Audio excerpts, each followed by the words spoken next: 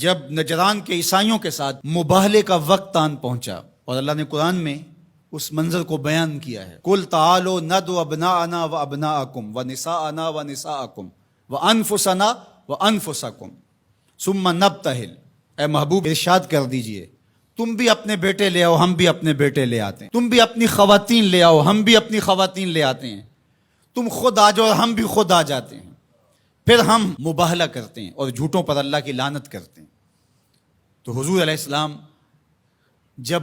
مباہلہ کے لیے نکلے، نجران کے عیسائی پورے کر و فر کے ساتھ اور اپنے لوگوں کے ہمراہ منتظر تھے، تو حضور نکلے تو حضور کے ساتھ حضرت علی المرتضیٰ رضی اللہ تعالیٰ عنہ تھے، آقا کریم کے ساتھ حسنین کریمین تھے اور سیدہ فاطمہ رضی اللہ تعالیٰ عنہا تھی۔ اس طرح کہ حضور نے حسنین کریمین کے ہاتھ تھامے ہوئے تھے اور پیچھے سیدہ فاطمہ تو زہرا رضی اللہ تعالیٰ عنہا چل رہی تھی، اور سیدہ فاطمہ کے پیچھے حضرت علی المرتضیٰ چل رہے تھے۔ حضرت فاطمہ پردے کے حصار میں تھی، لیکن اس کے باوجود عورت کا باہر انتہائی مجبوری کی حالت میں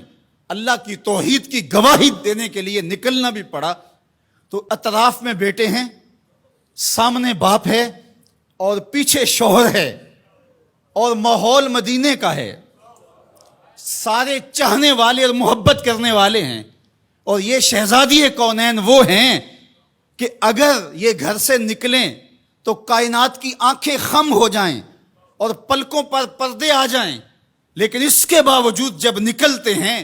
بلکہ میں نے کہیں پڑھا کہ آپ کے قدموں کے نشان پر حضرت علی المرتضیٰ رضی اللہ تعالیٰ عنہ قدم رکھتے کہ قدموں کا نشان بھی باقی نہ بچے۔ عورت کو گھر سے نکلنے کے لیے یہ ایک ضابطہ دیا کہ بامر مجبوری عورت کو گھر سے نکلنا بھی پڑے تو اس کو اپنے محرم کے ساتھ کس احتیاط سے نکلنا پڑے گا۔ اللہ اکبر! یہ ملکوتی قافلہ، یہ تقدس مآب قافلہ جو 5 نفوس پر مشتمل تھا، جس پر میرے حضور نے ارشاد فرمایا، اللہم ہؤلاء اہلی، اللہ یہ ہیں میرے اہل، یہ ہیں میرے گھر والے، اللہ اکبر، میری کل کائنات یہ ہے، اور آج تیری توحید کی گواہی کے لیے، سچائی کی گواہی کے لیے، مباہلے کے لیے لے کر کے پیش ہو رہا ہوں۔ اللہ اکبر! اب جب مباہلے کا وقت آیا اور ان لوگوں کو دیکھا تو ان کا جو بڑا پادری تھا، اس نے اپنے سارے پادریوں کو مخاطب کر کے کہا، واللہ میں وہ چہرے دیکھ رہا ہوں، اگر یہ کہیں کہ یہ پہاڑ یہاں سے اٹھ کے ادھر ہو جائے تو سرک کے پہاڑ ادھر ہو جائے گا، اور اگر تم نے ان سے مباہلہ کر لیا تو میں یہ یقین رکھتا ہوں کہ کوئی عیسائی باقی نہیں رہے گا، اور اگر اپنی بقا چاہتے ہو تو پھر راستہ بدل لو، پتلی گلی سے نکل جاؤ۔ اور وہ بھاگ گئے، کیوں کہ یہ وہ تقدس مآب چہرے ہیں کہ اگر یہ پہاڑ کو کہیں اپنی جگہ سے ہٹ جا تو پہاڑ بھی ہٹ جائے گا، ہمالیہ بھی اپنی جگہ سے سرک جائے گا، اور انہوں نے اگر بد دعا بول دی تو تمہارا نشان نہیں رہے گا اور تمہاری نسل باقی نہیں رہے گی۔ میرے ان جملوں پر اور میری اس گفتگو پر تھوڑی دیر ٹھہر جائیں۔ انہوں نے کہا کہ اگر انہوں نے بد دعا بول دی تو کوئی عیسائی موجود نہیں رہے گا، اور انہوں نے آل رسول کا حیا کرتے ہوئے مباہلے سے پسپائی اختیار کر لی۔ آج دنیا کے جس خطے میں بھی آپ چلے جائیں، آپ کو جیسے بھی عیسائی ضرور ملیں گے، ان کا مذہب جس صورت میں بھی ہے بہرحال موجود ملے گا، لیکن جنہوں نے حیا نہیں کیا اس یزید کی نسل آپ کو کہیں بھی نہیں ملے گی، اس شمر کی اولاد آپ کو کہیں نہیں ملے گی، ابن زیاد کی نسل آپ کو کہیں نہیں ملے گی۔ میں نے تو دنیا گھومی ہے،